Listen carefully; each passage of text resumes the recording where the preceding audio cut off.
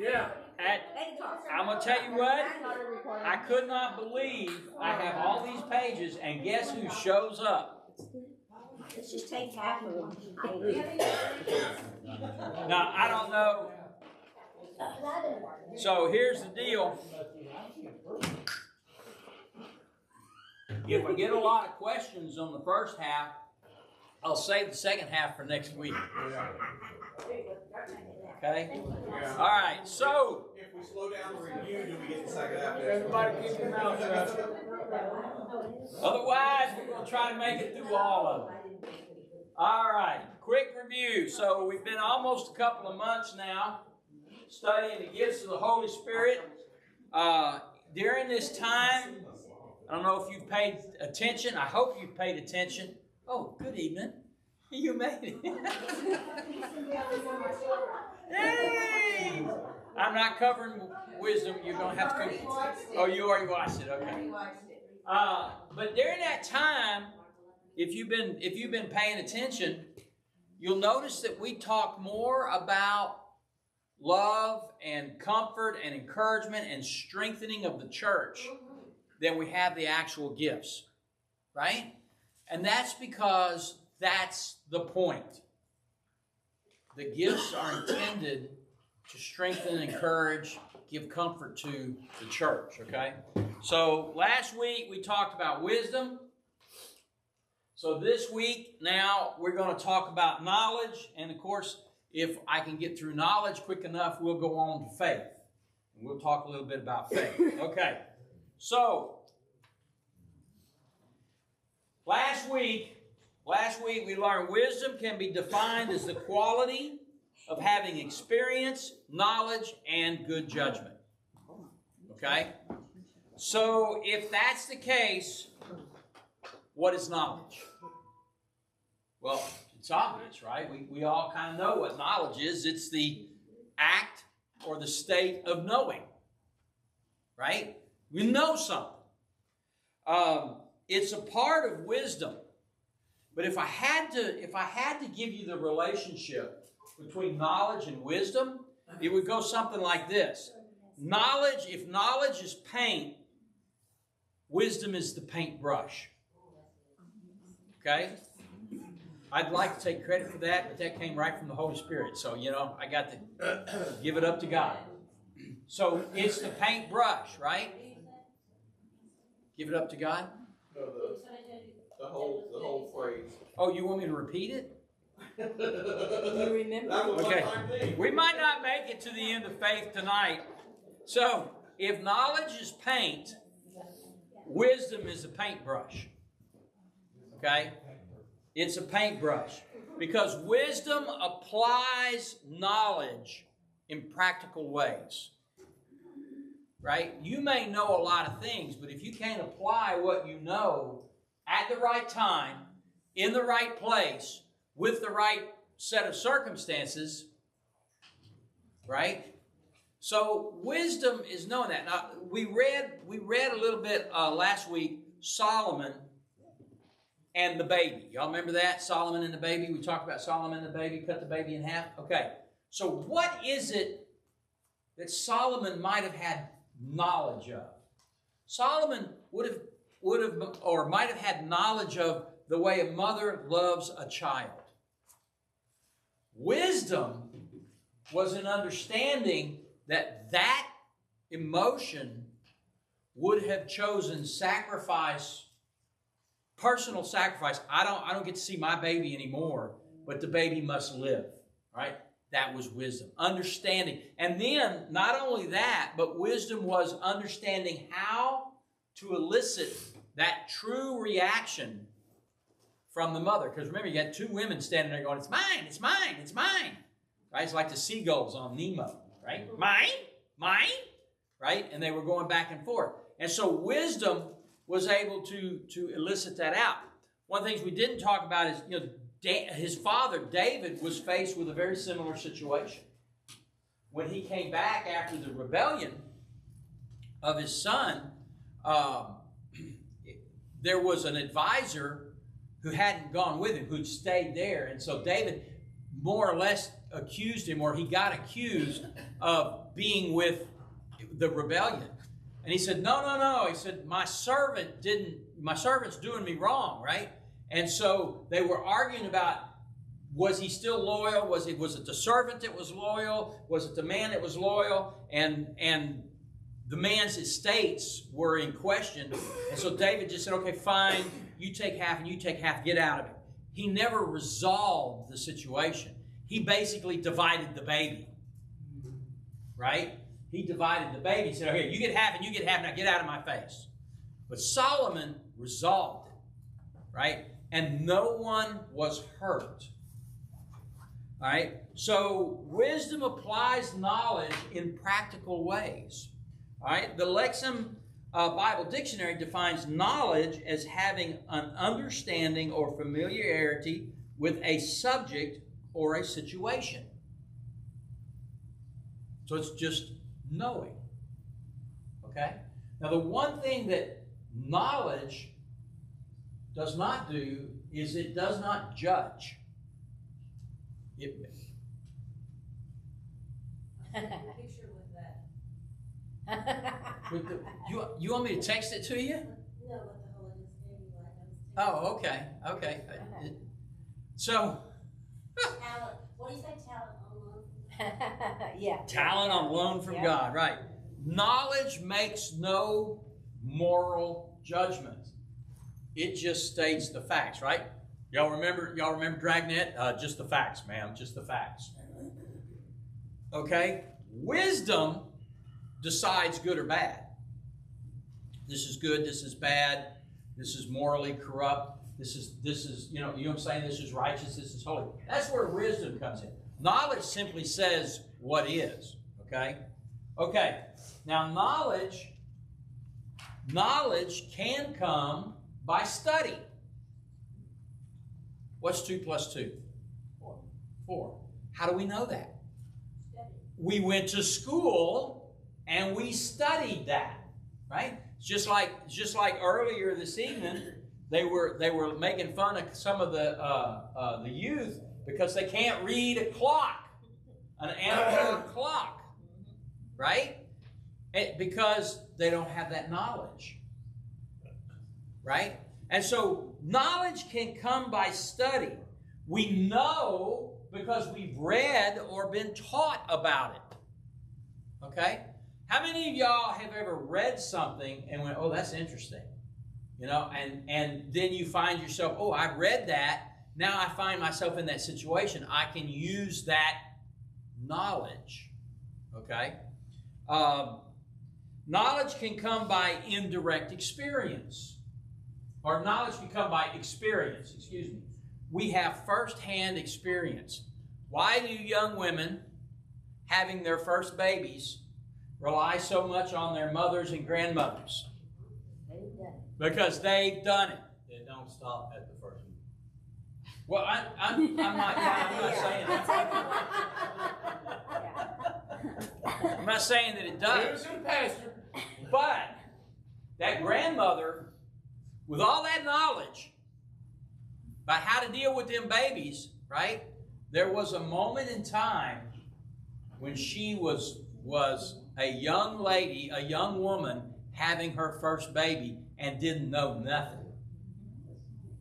Now, there's I'll tell this story, so y'all just give me some grace.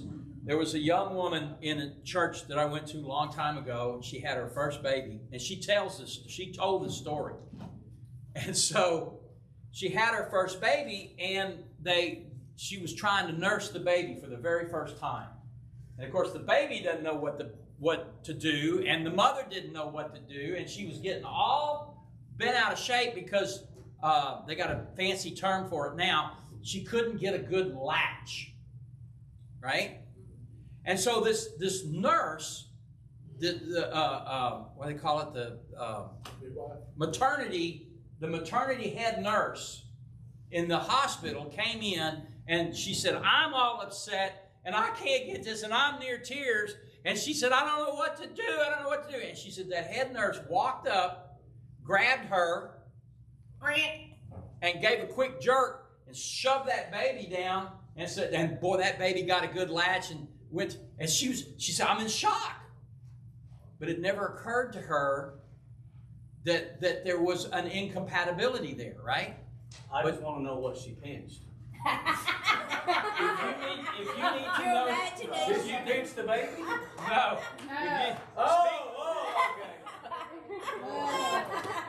Connie's like,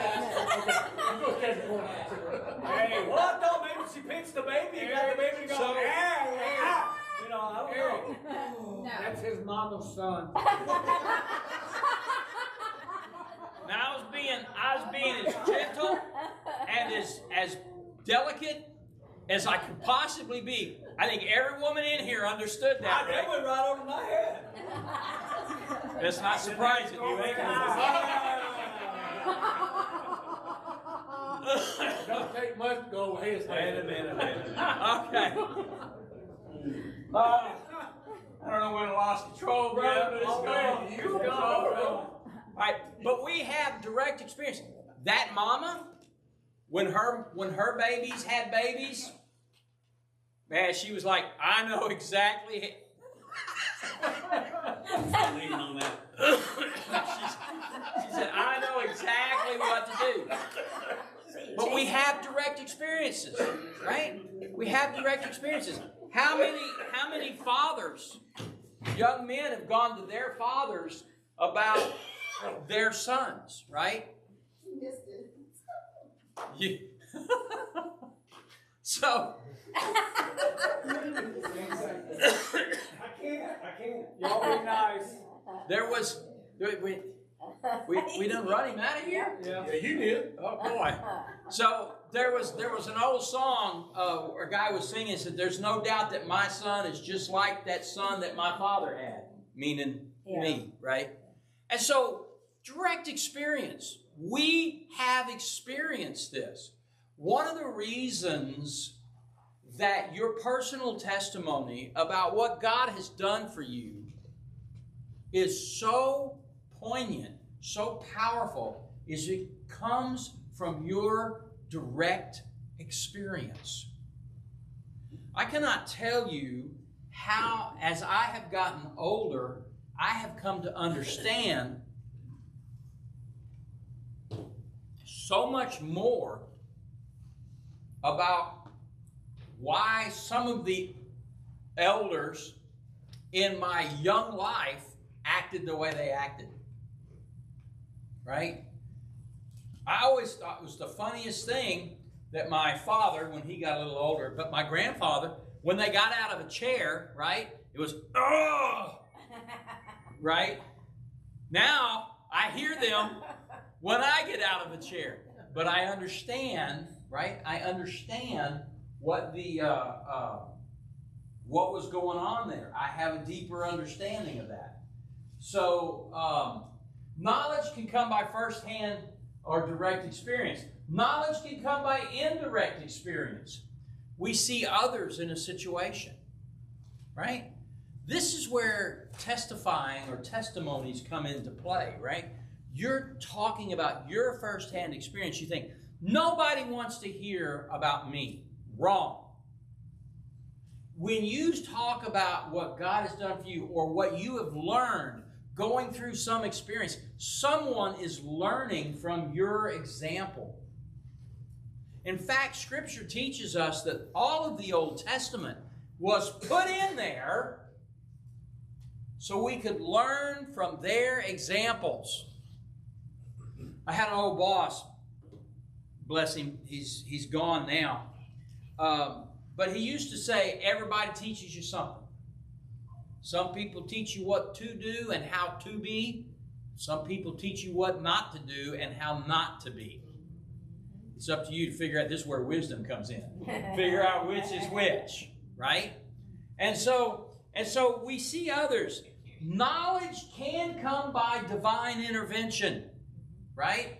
We can have a vision or revelation about something. As a matter of fact, if we're looking at the indirect experience, if we're reading in Scripture, God can quicken our spirits as to some particular aspect of what we're reading and give us knowledge, the knowing. Sometimes, and this is what's always amazed me, sometimes you bank the knowledge without ever realizing that you have it. Have you ever done that? And then sometime later, some situation comes up and you suddenly realize, oh, wait, I know this, right? I got this. I can do this, right? It's like old Don Rumsfeld used to say, you know what you know, and you know what you don't know. You know, right? You don't know sometimes what you know, but the most dangerous thing of all is you don't know what you don't know. That's what gets us in trouble. And so study and we read the scriptures and we come by this knowledge, right? All of these can be a gift from God. Right? Somebody can share something and we can go, oh, that's cool. That could be a gift of God. Yes, God moved on them to share it and he put you in the position to hear it. Right? And so all of us, you just happen to flip the radio over and there was a preacher saying something. You're like, oh. My favorite one is one morning on the way to work some years ago now. What's his name? Pastor for Love Worth Finding. Oh, man. He's passed on now. But he was preaching a sermon and he was talking about being in a marital counseling situation. And the marriage was coming apart. And so he sat down with him and they said, we need counseling. He said, I'd be happy to give you counseling. But here's the deal. Are you a born-again Christian? And they both said no. He said, then I can't help you.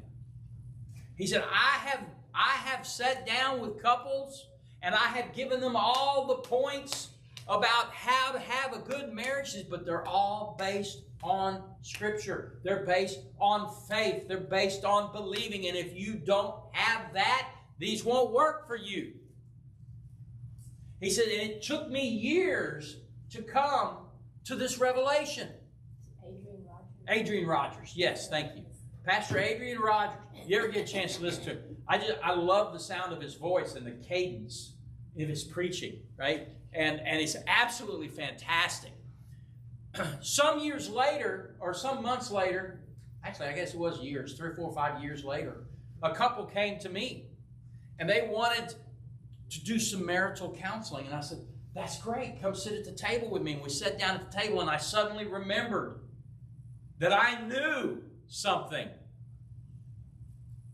And I said that, almost those very words. I said, I can give you everything you need to know to make this marriage successful. But if you're not born again, it will not work for you. And I asked the husband, I said, are you born again? And I didn't know what to expect, right?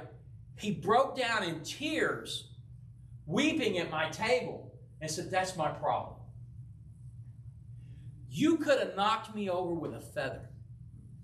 I have argued, and I have debated, and I have witnessed, and I have fought to bring people to that very moment in their lives, right?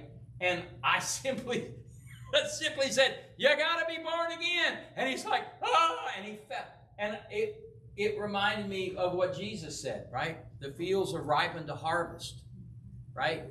You may water, someone may plant, but it's God that gives the increase. God moves on the soul. And it just fell into my lap, almost literally, okay? All of these can be a gift from God. Knowledge in any form can be a gift of God. So, have you ever encountered a circumstance in your life, a situation where you knew what to do because you had studied it? Right? You might have studied about it. Mostly study, that's going to be a professional thing, right? You might study bookkeeping. And then suddenly someone hires you to do the books and you're going down through, they go, oh wait, I've seen this in my studies before. As a master electrician, right? I study the code. And so when I see things, I'm like, oh wait, that's not a safe situation, right? So maybe you've experienced it before. Don't touch that wire. Right? Don't touch that wire. I tell this story all the time. So when Dawn and I first got married, she wanted a dimmer switches were becoming all the rage. Now this is way back in the grand olden days. We'd only just discovered electricity, right? 1900s. Nearly. But Benjamin Franklin was still giving his lectures about the dangers of electricity. So dimmer switches, and they had just come out with these touch plate dimmer switches. Till then it had always been a knob. You could just touch this little touch plate, and the light would go up, and you could like, oh, that's why you touch it and it'd come back down, right? And if you just touched it real quick and let go of it, the light would go off, right? And so we're going to put one of those in. And so being that I was an electrician and newly married and anxious to show off, so I pulled that switch out of the wall, had them wires hanging out of the wall. She was there at my side, just, oh, my husband is so, he's so handy around the house. And so I was telling her, I said, now look, you see, I'm stripping the wires back, touching the wires. I said, you must never touch wires that are just hanging out of the wall, because you can't look at it and see if it's what we in the business call hot, if it's energized. I said, for instance, touch that wire. And she did. Never trust him again. You heard that, right? She grabbed a hold of that wire, you know, and it bit her, and tears welled up in her eyes. I said, now let that be a lesson to you. Never touch a wire. Right? You could have just told me. I said, yeah, but you'll never forget. Fast forward. 15, 20 years later, I'm in the house. We're building our own house. We're upstairs. I've just put the bathroom in, the upstairs bathroom in. She's in the tub, cleaning the tub and wiping it down and all this. And the tub is on that end of the room, and there's the commode and the sink, and the door is right here. So I'm in the door standing at the sink, and there's always a receptacle at the sink, right? Yeah. And so I had just curled the wires back up in there. So I pulled all the wires out, had me a little tester, and I tested it, and it said no volts. And I thought, because I knew that I had turned on everything. And I said, there must be a breaker that's tripped off. So I go downstairs, and I go into the garage, and I check the panel. All the breakers are on. I come back upstairs. I test it again. No volts. I must have left something in the attic undone. So I pull the attic stairs down, and I go up, and I got my flashlight, and I look. All the wires are made up. I said, that should be hot. So I test it again. It says no volts. And I said, well, I'll figure it out later. I'm going to go ahead and put this receptacle in right now while I'm here. Now, she's still in the tub, just a cleaning away. Also happy because her husband is so handy. You zapped her again. And so, no. So I rolled the wires out, and I did the thing that you must never do as an electrician. Such a hot wire. You take for granted that it's not hot. And I took my pliers and I cut across, it was Romex, so it's 3 wires in a jacket, and I cut across all 3 wires at the same time. Yeah, yeah. That's a nice little flash. Yeah. Pow! You know what those? Okay, bright blue flash, right? Breaker's off now for sure. And I got my own problems because a little piece of that wire had melted into a little copper BB and was stuck down in the web of these fingers. Now I'm in the door to the bathroom, and I'm jumping around like this. Oh my God. And I'm trying to get, because it's burning. The smell of flesh burning is all over the... Finally, I get this out of my hand, right? And I turn to the bathroom, the back of the bathroom, the bathtub, and I say, you all right, baby? And there's no one there. A baby? And I downstairs out on the front porch. Are you okay? I don't know how she got by me, but when the sparks started flying, I was left to myself. I'm done with you, right? See, that was your Very chance. quickly she got down. That was your chance to pick up something wood-like and knock him off of it. Oh, I got the broom and I was headed back up. Yeah. Because he already told me see, about that. that's the what she only tells time I was able herself. to whack him. She, I was ready. she was headed for the next county. BB. But the point of the story is she knew what happened. She knew what that was, and she didn't want no part of it. She was out of there. So wisdom kicked in with that prior knowledge, and she abandoned me to my own fate. Okay? Very quickly. Very quickly, right? So we've experienced it before. We've seen something like that before, okay? We've seen someone else experience it. Same story, right? Second verse. We've been provided by a divine vision or a revelation, right? I just knew what I had to do, or I had a dream and saw the answer, right? Has anybody ever had a really difficult problem, faced a really difficult situation, and had a dream where the answer was presented to you? Am I the only one? Sometimes you don't even remember the dream. You just wake up the next morning, you just know what you got to do. I know. I had somebody tell me one time, most of the time, the reason we have such a problem, we'll struggle with some, like, should I go left, should I go right? We'll struggle. And they said the reason that you struggle is because you know what you got to do, you just don't want to do it. You're looking for any reason to go the other way, instead of just surrendering and going the way you're supposed to go. I take you back to the Garden of Gethsemane. When Christ, the night before the crucifixion, he struggled, right? What was he struggling over? He knew what God's will was, but he didn't want to go through it. Let this cup pass from me. And then he surrendered. Nevertheless, not my will, but your will. And after the struggle, after the surrender, right, he was at peace. Right? And so we've seen the answer, okay? We're able to recall one of the above from years before, right? You might have had a dream years ago that sets you up for the moment you're in right now, okay? So let's look for a moment at Luke chapter 2, verses 45 through 51. This is a story. Jesus was 12 years old. When they couldn't find him, they'd been in Jerusalem and they left and they traveled a day's journey outside thinking Jesus was in the company of aunts and uncles. And then when they made camp, they realized he wasn't with aunts and uncles. And so they rushed back to Jerusalem, Mary and Joseph. And when they couldn't find him, they went back to Jerusalem to search for him there. 3 days later. Now that's interesting, 3 days, right? That 3 comes up a lot of times, right? Mary thinks the worst. Look, moms, you know, your child is missing for 3 days. Where does your mind go? Mary's no different, right?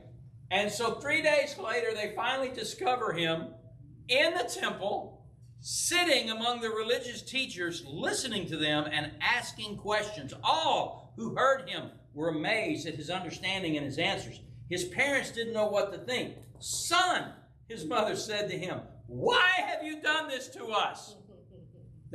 Does anybody see themselves in this moment as a mother? Right?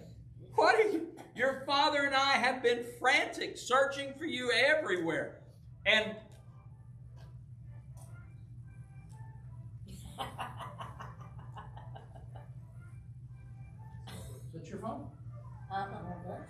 Yes, it is. Yep, I guess it is. It's a different call. Ringtone. Hold on. I'm in church. Let me go outside. It's not Shannon, is it? It's red. Oh, okay. Yeah, sure. It's right. Shannon, you come out here too, Dad. All right. But you know what? And this is what tickles me about this. Right? Why didn't Joseph say anything? Joseph's like, That's a boy for you. Yeah, okay. We found him. It's okay now. Everything's cool. But Mom, she's going to make sure that Jesus understands just what she went through. Why have you done this to us? Your father and I have been frantic, searching for you everywhere. And I'm sure Joseph was looking at her going, who's frantic? I wasn't frantic. All right. Why did you need to search? He asked, Jesus speaking. Why did you need to search? Didn't you know that I must be in my Father's house? But they didn't understand what he meant. Jesus amazes the teachers with his display of knowledge. That's familiarity and understanding of the scriptures. His answers astounding them, right? He knew things, right?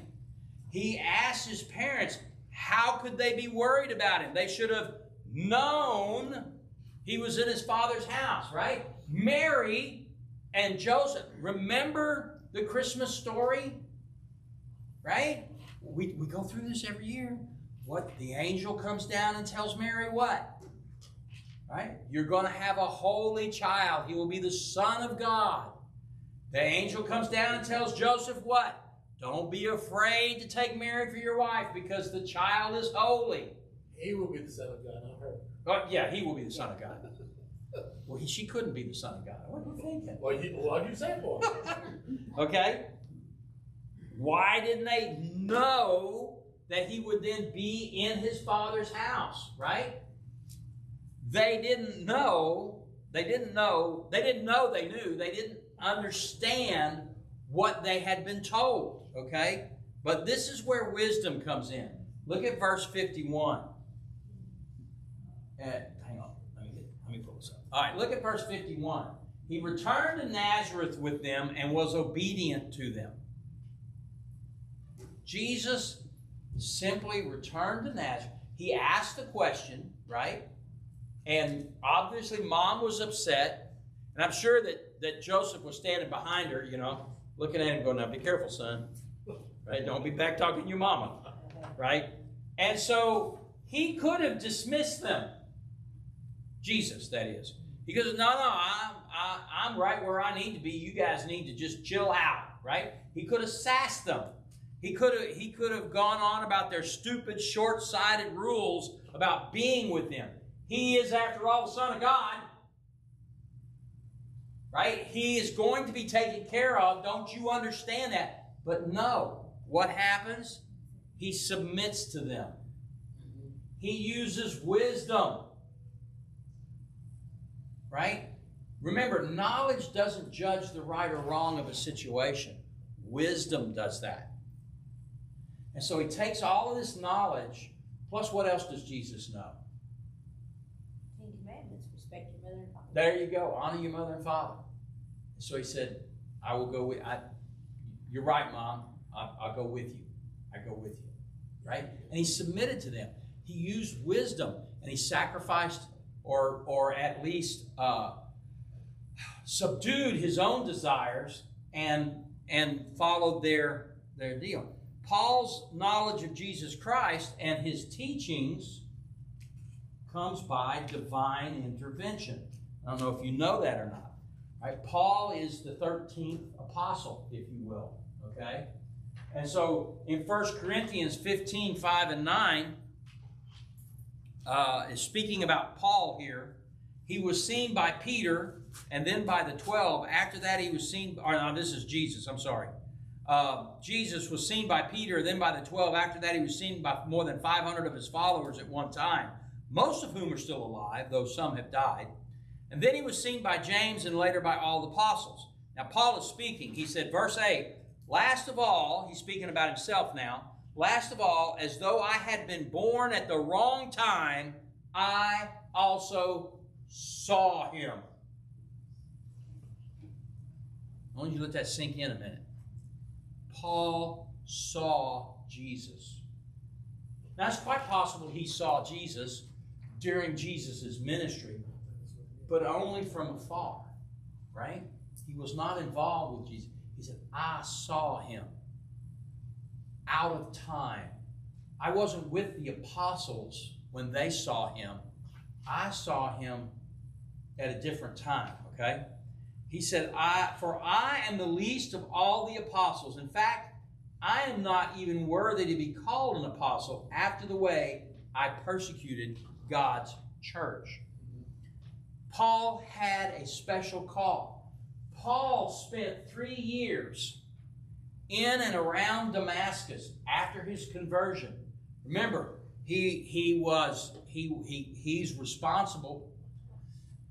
He was complicit. Let's put it that way. He was complicit in Stephen's death. Right? He held their clothes. He encouraged them, get that heretic.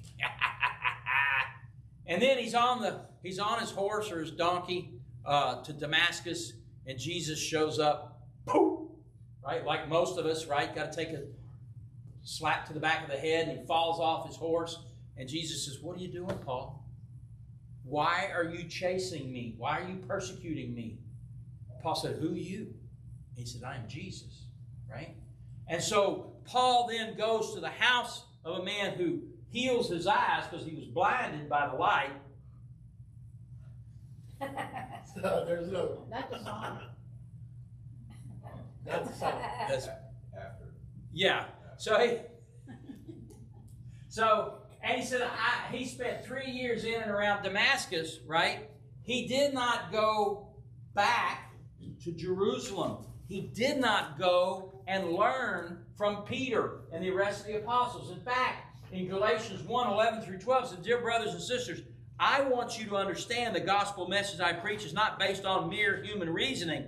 I received my message from no human source. No one taught me. Instead, I received it by direct revelation from Jesus Christ. Paul knew what he knew because Jesus had shown up and taught him. Now, Paul's a pretty special case, okay? You don't want to go that way, because Paul had a really difficult life. But in verses 15, he continues that thought. He says, even before I was born, God chose me, called me by his marvelous grace. And then it pleased him to reveal his Son to me so that I would proclaim the good news about Jesus to the Gentiles. When this happened, I did not rush out to consult with any human being, nor did I go up to Jerusalem to consult with those who were apostles before I was. Instead, I went away into Arabia, and later I returned to Damascus. 3 years. There's that 3 again. There's that 3 again. How long did Peter, James, John, all the apostles, how long did they serve with Jesus, learning the ministry? I'll give you a hint. 3 years. And when Paul was called to go into the ministry of apostleship, how long? Paul said, I served 3 years directly with Jesus Christ. Day by day. Day by day. So Paul went through the same boot camp. He wasn't there when the rest of the apostles were there. Jesus gave it to him by divine revelation, okay? And so then it finally, in finishing up verse 18, Galatians chapter 1, 3 years later, I went to Jerusalem to get to know Peter. I stayed with him for 15 days. The only other apostle I met at the time was James, the Lord's brother. I declare before God that what I'm writing to you is not a lie. So knowledge comes from God. All knowledge comes from God, right? Just like wisdom comes from God, right? In 2 Corinthians, Paul speaks of his revelation again in chapter 12, verses 1 through 4. He says, this boasting will do no good, but I must go on. I will reluctantly tell you about visions and revelations from the Lord. This is Paul speaking, I was caught up to the third heaven 14 years ago. Whether I was in my body or out of my body, I don't know. Only God knows. Yes, only God knows whether I was in my body or outside my body. But I do know that I was caught up to paradise. Heard things so astounding they cannot be expressed in words. Things no human is allowed to tell. Wow. Paul said, my experience, I went to heaven during this 3-year period of time. Paul said, I went to heaven. I don't know if I was carried there bodily or in a vision. I don't know. God knows. I don't know. He said, I don't know. Have you ever had a dream seem so real you thought you were there when you woke up in the morning? You know you couldn't have been there because you're still in your pajamas. Right? If you wake up from a dream and you thought you were there and you're wearing your tennis shoes and your pants, right? But if you're still barefoot and in your pajamas, you probably weren't there. Your body was still in bed. And that's what Paul is saying. I don't know. I had this experience. I don't know if it was real or it was all in my mind. But that's the way Jesus is. That's the way Jesus is. I'll tell you something that was told me one time. He said, you can be sitting in a room full of people. You bring your coffee cup up like this to take a drink and look down into that coffee cup, and God can reveal to you all of heaven right there in that coffee cup. Nobody else will see a thing. And then suddenly it'll be over and you'll look around and you're like, where was I? What was that? Okay? So Paul is telling that story. Finally, as Paul concludes his testimonies here, he gives us a hint about what this gift of knowledge is for. In 2 Corinthians chapter 4, verse 6, he says, for God, who commanded the light to shine out of darkness, has shined in our hearts to give the light of the knowledge of the glory of God in the face of Jesus Christ. Think about that for a minute. The knowledge of the glory of God in the face of Jesus. What is the greatest glory of God? Paul tells us, Jesus Christ. Jesus Christ is the glory of God. And we have that light, that knowledge. We know who Jesus is. The gift of knowledge here is to allow us to experience, to understand, to become more familiar with Jesus Christ. We should ever grow in our knowledge of Jesus Christ. Everybody in here is walking the walk, right? You're a born-again Christian. Look back to that moment, that day you first started on your walk, and look at now and tell me, has your knowledge increased about who Jesus is and what he does for you in your life? I better be doing like this, because if you're not doing like this, come see me afterwards, because we need to talk. Right? Our knowledge increases. Our knowledge increases by study, by divine revelation, by intimate relationship with our Savior. Okay? And that's what he says. The gift of knowledge is to allow us to learn more about Jesus Christ. And notice I got and or, because it's both. It enables us to help others experience, understand, and become more familiar with Jesus Christ. Yes, we are to grow closer to Jesus, to grow more knowledgeable with Jesus, right? Those of you who are married, right? The longer you stay married, what? The more you know your spouse. I hope. Just quick, shake your head up and down, Jeremy. Yeah, oh yeah. Right? How many of y'all have seen maybe your grandparents, older couple, where you'll be talking to one spouse and you'll say something and they'll go, oh no, he or she, no, they won't go for that. How do they know? Because they know that person, right? They have direct knowledge. They have experience, right? They know what they like, right? My wife can look at some things and go, yeah, he ain't gonna like that. He won't like it. Now, I surprise her every now and then. I ordered a spicy chicken sandwich at Chick-fil-A the other day. She goes, oh no, that's spicy. You don't like that. I said, oh yeah? So I like to mix it up every now and then, baby. I like to mix it up, right? She said, I'll remember that, okay? So it enables us to help others as well as grow closer ourselves. we should be helping not only our spouses, our children, but those we go to church with, those in the family, those that we interact with on a daily basis. Look for the opportunity so that you can share that knowledge of the glory of God that is the face of Jesus Christ with them, okay? And or execute the will of God for and on his people, right? So in other words, sometimes our knowledge helps me help you, right? You're able to help others. Okay, that's knowledge. Look at us. Now I've only got 40 more pages. 40 more pages to go. Let's take a side trip. Let's go a rabbit trail. So, Let's go a rabbit trail. Okay, let's go rabbit trail. A while ago he's reading about Paul. He said he went to the third heaven. What does that mean? Is there different levels in heaven? Okay, so heaven in the Hebrew culture, the word heaven simply means up above. And so there were 3 heavens.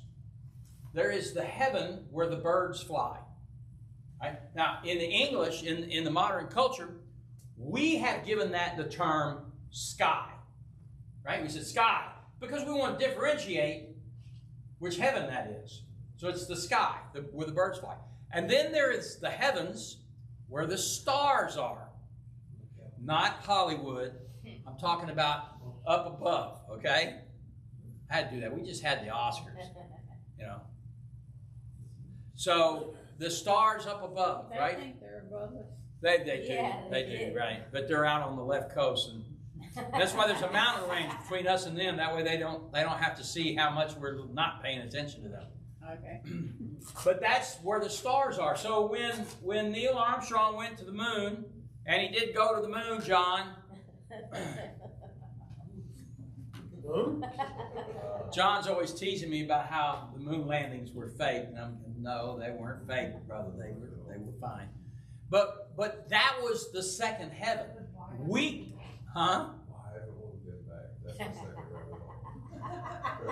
So are you not paying attention?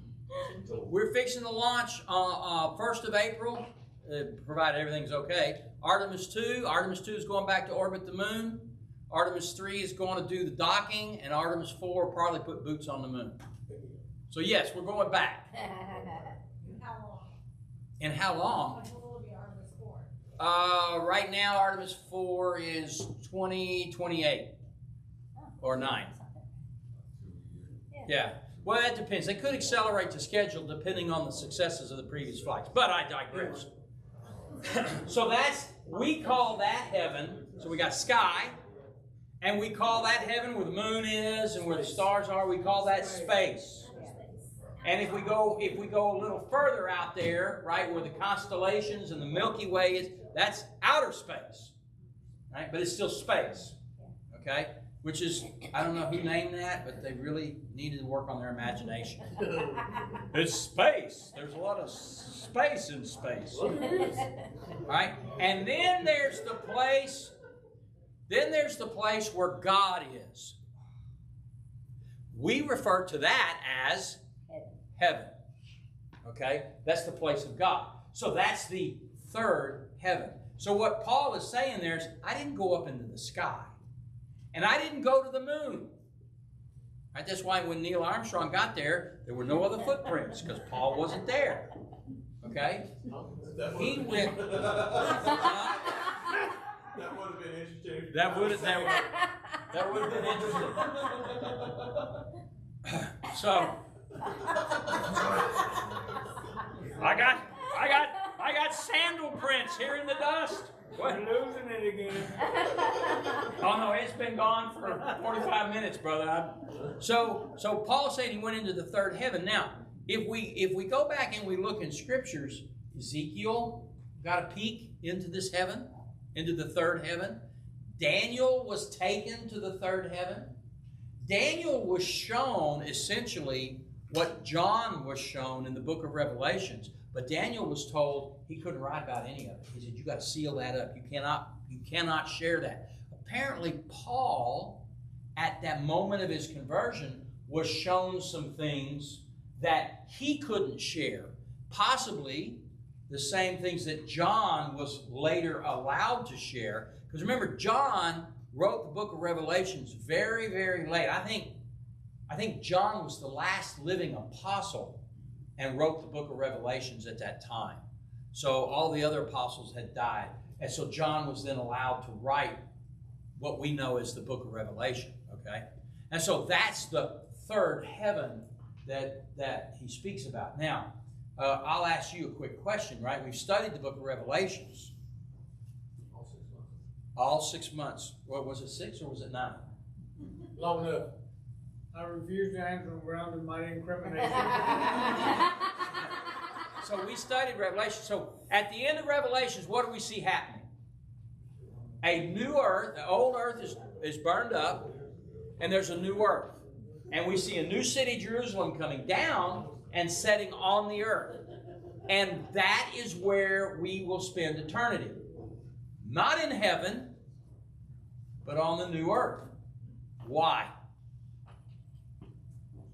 Because the old earth is one thing. Well, sure, but why don't we just spend eternity in heaven? Because we weren't made for heaven. Oh, very good. Very good. So there's knowledge. We were made to be on this earth. We were made, there were certain environmental conditions that we were made for. And we were supposed to live forever until the Garden of Eden. That's right. So we were made to live in this environment, right? Now, huh? So I thought they have a new body, you know. Well, yeah, you'll get a new body. This one's old and corrupt. Yeah. Hey, Well, easy, I'm just saying. She's mine. Easy. I'm just fine. I mean, I'm okay, but I'm not sure about y'all. But this body is old and corrupt. And if you don't believe it, right, those of you who are getting older, right? Yeah. Think about how it was when you were younger.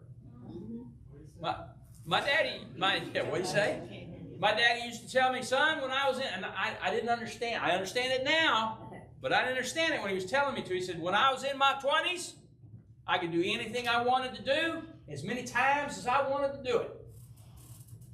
When I was in my 30s, I could do anything I wanted to do, but it hurt the next morning. He said, when I was in my 40s, I could still do anything I wanted to do, but it took me a week to recover. When I was in my 50s, I could remember what I used to do, but there was no way I was doing it anymore. Yeah. And when I got into my 60s, I didn't care. I couldn't even remember what I used to do. Right? Why? Because the this body... body's not meant to last forever. That's right. Well, no, it was. We ruined it. We ruined it. We introduced sin into the body. Adam and Eve. I was there. Adam and Eve ruined it. We're gonna live forever. Hey, I'm going to tell you something. If Adam and Eve had restrained themselves, and then one of the kids, Oh, yeah. it was going to happen. You know Okay? what? Build a time machine and one of us Hold can on. go back and Even- fix it. Even in the Old Testament, they lived to what, 900 years old? Before So, the flood. Before the flood. yeah. Now, there is a theory, and I need to be very careful with this, because we do not have any biblical or scriptural evidence to support. Well, we do have some evidence to support this. The environmental conditions before the flood were very different than what we know now. Okay? When God told Noah, build a boat, it's going to rain, the whole world laughed at Noah. Why? Never rained. It never rained. Right? It never rained. It said, in fact, it does say that there was a mist that went up from the ground every night that watered everything. Right. Okay? So it never rained. It's quite possible and quite probable, in fact, there were no clouds in the sky. Now, the scripture also talks about there was water below and water above. So there was a vapor canopy around the earth that blocked out a lot of the harmful rays of the sun. Yeah, that we run. Okay? So, one of the things, now here we go. So those things we know, and they lived to be 900 years. Okay? After the flood, there were clouds. Why is there a rainbow? Say we're not gonna flood no more. Got a problem. Right? So when it rains, we know it's not going to flood anymore. Not going to flood the whole earth. Yeah. Right? Yeah. So the rainbow is to remind us that when it rains, it's not another judgment coming. Okay? So there was a change in environment across that moment in time. Okay. Now, so let's take another step. We're going to leave, those are the facts. So there are some scientists who believe that one of the reasons we do not have the larger animals like dinosaurs roaming the earth today is because in order to be that large, you have to have a lot of oxygen flow. Okay? And so there's two ways to get that. Huge lungs, which the bones that we find in the dinosaurs today, their rib cages, do not support the size lungs they think that would have been needed, okay? Or a high oxygen content. Now, there was, and there have been many examples of this in modern day medicine. There was a little girl, and she got trapped under something and was there for days. And when they got, no, it was the baby who fell down in the well.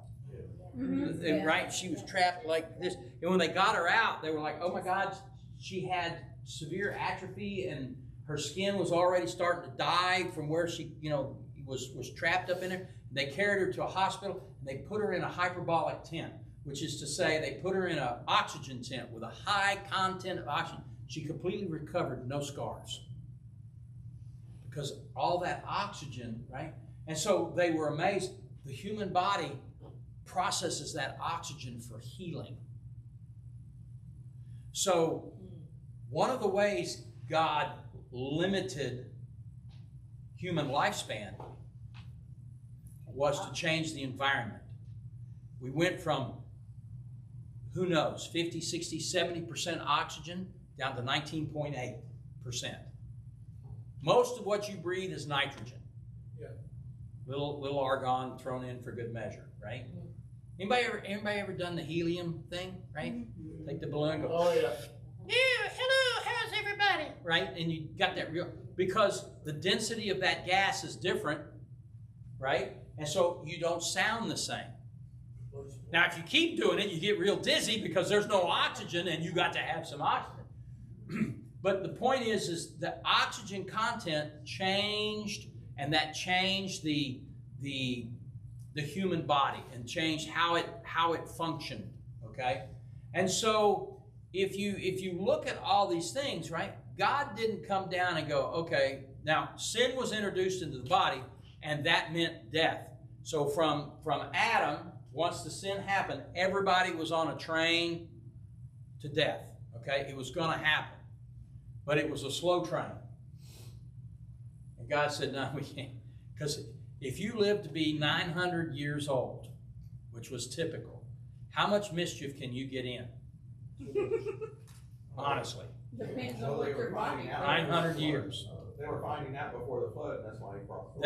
They were finding out, but yeah. So you either got real close to God, Enoch, right? Noah, right? Or you got really far away, like Cain, Lamech, okay, and some of them other yahoos, the heathens, right? And it got so bad, I'm going to tell you something. Sodom and Gomorrah was bad, but God just destroyed them. It was so bad before the flood that God said, I'm wiping out everybody. Nobody's worth saving. It was so bad he wiped out the animals. He wiped them all out except for the ones Noah had with him. Yeah. Right? So, and the people that were with him. and the people that were with him. So, What about the fish? huh? What's the fish? What about the fish? Fish were in the water. Okay. The fish were fine. Okay. There's more water than they knew what to do with. All of them? All of them. All the fish. There was Okay, continue. fishing. There's nothing fishy. So you see that, and you have to basically, like I said, you know, there's a point at which scriptural evidence stops, and you go, okay, well, but if I take this to its next logical step, then this could be true. Okay? So, but back to your original question, the third heaven, right? That was there. And so when we see Revelations, God is recreating the environment we were designed to live in. A new earth, right? It's quite possible, because it doesn't mention any continents, so it's quite possible there's just one big continent, which is the way it was theoretically supposed by those people who study such things, right? And so it's just one big land mass with a bunch of water around it. Now, you'll be able to do the whole Star Trek-y thing, right? You know, I need to be on the other side of the city. There you go. And you're just there, right? So there will be some differences, but we will still be in the environment that we were created to exist in. Okay? Oh, what? I was wondering about the Loch Ness Monster and Bigfoot. They're right there with the The Bible doesn't say. Were they? They were in the lunar moonlight.